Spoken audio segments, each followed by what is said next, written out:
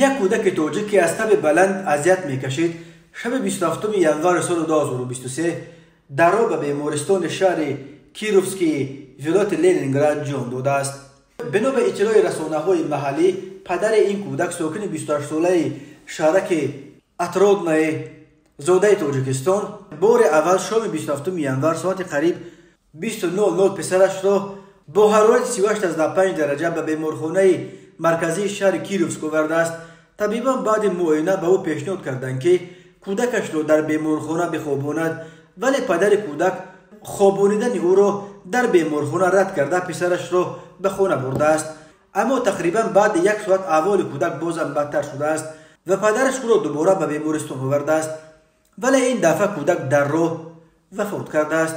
حالا جسد کودک را برای تشخیص به مورگ بردند. قضیه را کمیته تفتیشات میسنجد.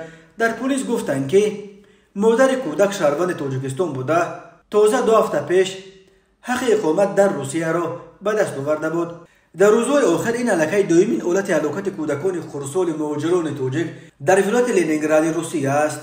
طور بامداد قبلا خبر داده بود بیماری سرخچه سبب مرگ یک کودک 6 ساله تاجیک در ولایت لنینگراد روسیه شد.